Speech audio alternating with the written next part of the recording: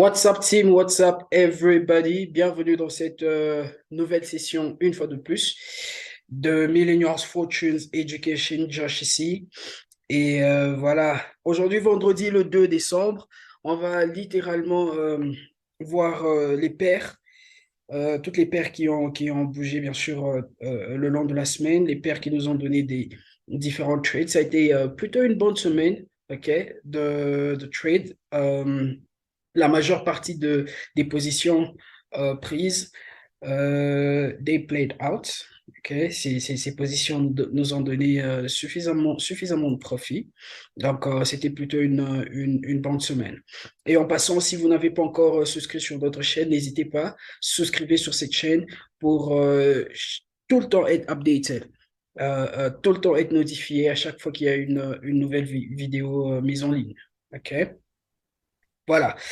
Alors, on va y aller. On va commencer avec Euro-USD. Euro-USD, la dernière fois qu'on a pris un trade ici, c'était littéralement ici. OK?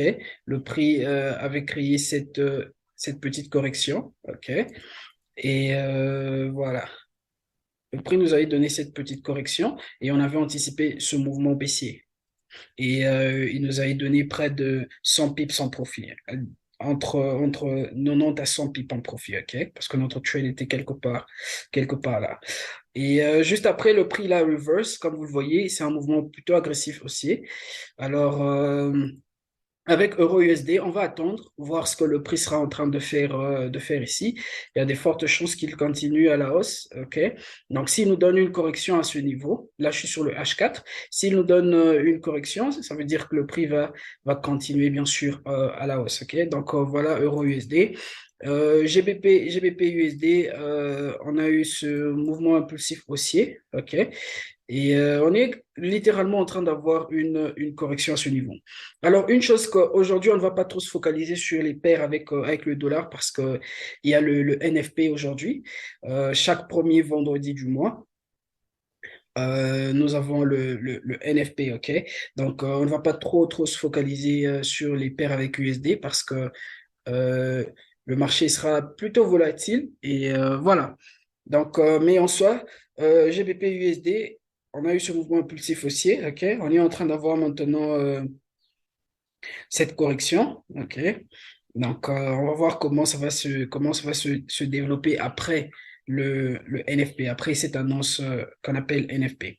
Et USD CHF. USD CHF, on l'a pas trade cette semaine, ok?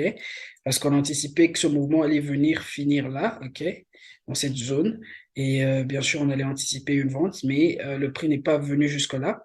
Il est reparti à la baisse. Alors, qu'est-ce qui va se passer ici? On va attendre que le prix nous donne une correction, ok? Une correction quelconque à ce niveau. Ça nous indique que le prix va continuer à la baisse, ok? Et USD GPY de même. USD GPY, laissez-moi passer au H4. Voilà. USD GPY, on avait pris ce trade. On avait eu cette correction. OK. Cette correction, une bonne correction qui s'est développée là. Et notre trade était quelque part là. Et voilà. Vous avez donné à peu près 150 pips en profit. Et on attend maintenant avoir une autre opportunité. Alors, qu'est-ce qui va se passer? On attend que le prix nous donne une correction, OK? Une correction plutôt de ce genre qui va nous indiquer la continuation du prix, OK? Et voilà, la continuation de ce mouvement baissier. Et bien sûr, le gold, il a fait exactement ce que nous étions en train d'anticiper, aller à la hausse, mais on n'avait pas pris cette position. OK. Donc, comme vous le voyez, il est vraiment parti à la hausse. On a eu ce mouvement impulsif haussier. Et qu'est-ce qui va se passer? On va maintenant attendre, OK, et voir bien sûr qu'est-ce que le gold sera en train de nous faire à ce niveau. Est-ce qu'il y a une correction? Si une correction se développe là, voilà, ça sera une autre opportunité d'achat. OK? Ça sera une autre opportunité pour nous d'achat. Et voir comment le prix est en train de bouger. Probablement, on aura une correction ici et le prix va continuer son mouvement haussier. OK? Donc, voilà avec le gold. Et bien sûr, USD CAD. USD CAD, on est en train d'avoir une correction. On a eu ce mouvement impulsif haussier. Là, nous sommes en train d'avoir cette correction-là. Et on va juste être, on sera un peu prudent avec USD CAD. OK.